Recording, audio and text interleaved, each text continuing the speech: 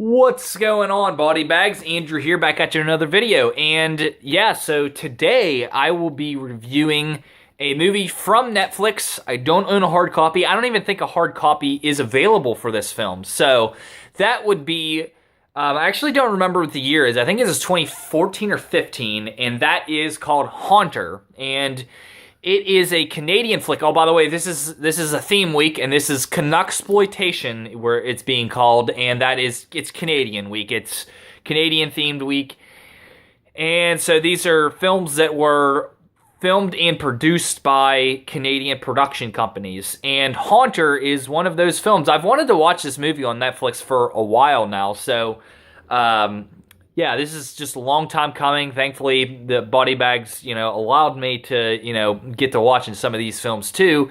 This stars Abigail Breslin, and basically, it's hard for me to give away this movie because the whole movie is a spoiler. So I'll just say the basic haunted house story of like a family is living in this house.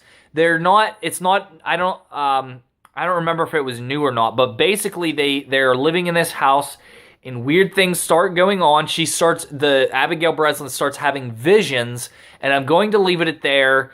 I will give a brief spoiler if you've seen this movie or you know the twist to this movie, but it's basically the others without the twist. So it's not a twist in this film. It's about, you learn it about a half an hour into the movie, and it's actually more of the story about how they go about solving that after you learn about what's going on. And I think that's fantastic. This is one of the more unique haunted house flicks.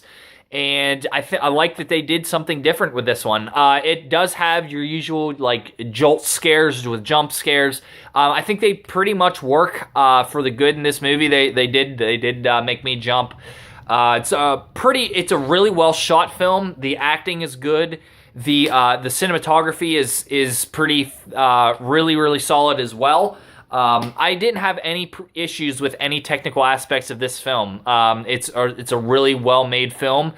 It just, like, movies like this, they never really fully capture me in a way that, I don't know why, like, I just don't think that I didn't latch on to anybody other than Abigail Breslin, who just, by the way, just aged really well. She's now, like, 21, and she just looks beautiful.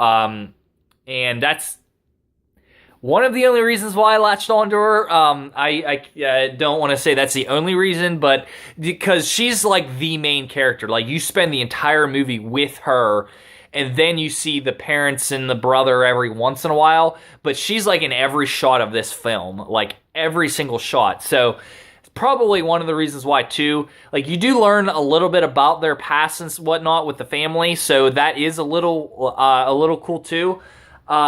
Overall though, it's much more good than bad. I was decently scared. I enjoyed the story. I admired it for being trying to be unique in that aspect. And so with that, I'm not coming in low at all on this film. I am going to give it a 7.5 out of 10. I'd be curious to see how I'd feel about it on a rewatch, if I would come up more, if I'd enjoy the story more, or if it would go down. I don't know. We'll see, though.